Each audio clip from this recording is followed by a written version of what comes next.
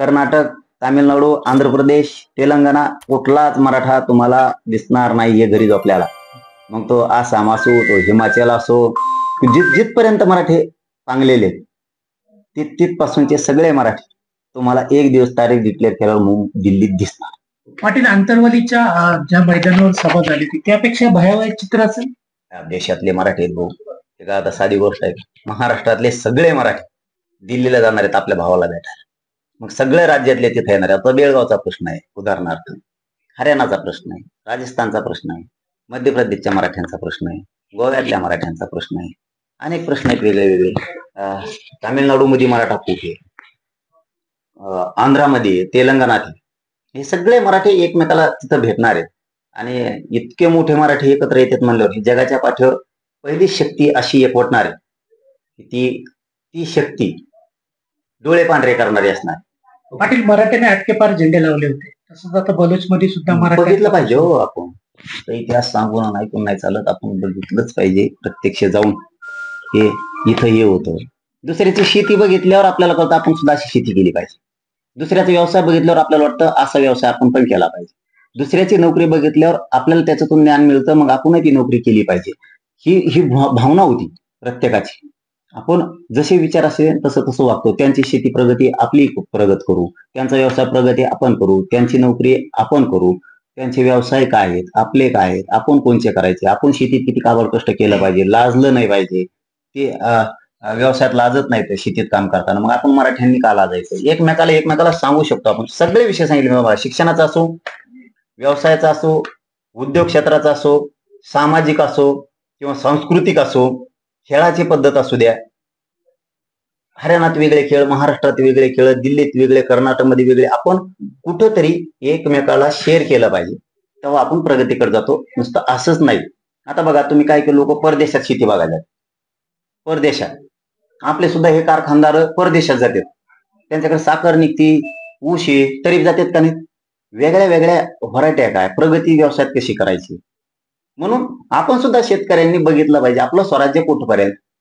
प्रत्येक स्वराज्याच्या टप्प्यावर प्रदेशात वेगळ्या वेगळ्या प्रांतात कसे कसे बदल आहेत, काय त्यांनी व्यवसायात बदल केला, त्यांचे रस्ते कसे, आपले कसे, त्यांच्या शेत्या कशा, आपल्या कशा, ती काय प्रगती नेमकी त्यांनी व्यवसायात केली, उद्योगात केली, शिक्षणात केली, संस्कृतीमध्ये केली, काय काय बदल केलेत, आपण काय काय केले पाहिजे.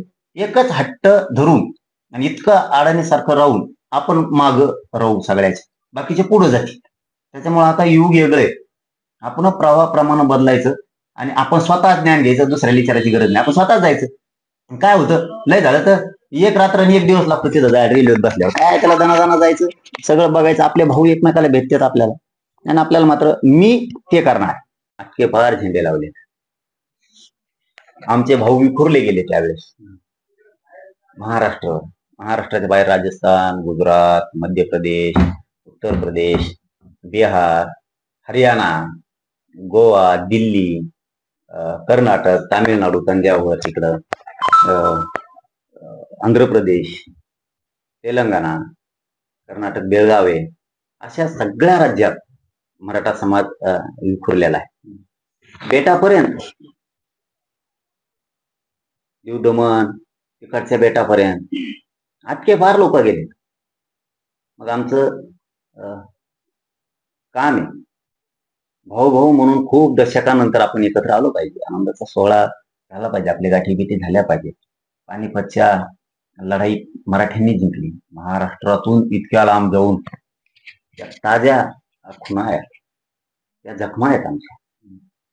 शेवटी आमचे ते भाऊ आहेत, आम्ही त्यांचे भाऊ आहेत. आम्हाला कडकडून मिठ्या मारायचे. राजस्थान मधला, गुजरात मधला मराठा, मध्य प्रदेशचा मराठा, दिल्लीचा मराठा, बेळगाव कर्नाटकचा मराठा, आम्हाला एकमेकाला एका जागेवर कुठंतरी भेटणं गरजेचं आहे. आम्ही भेटून कडकडून मिठी मारणार आहेत. चुलता पुतण्याला भेटणार आहे, आई मावल्या एकमेकीला भेटणार आहेत, आमचे भाऊबंद एकमेकाला भेटणार आहे. आम्ही सख्य रक्ताचे भाऊ आहेत. 27-28 करोड क्षेत्रीय मराठा या देशावर, त्यांना आपण भेटलं पाहिजे. कधी भेटायचं, सगळ्यांनी कधी होणार तुमची ही तारीख करू आम्ही डिक्लेअर, त्याला वेळ लागणार आहे. एकंदरीत या भेटीचे नियोजन कसं असणार आहे, याच्यात बलोचचे मराठा पण सहभागी असतील. सगळे देशात जेवढे मराठी देशाच्या बाहेरचे पण येतील, पण देशातले अधिवेशन होणार.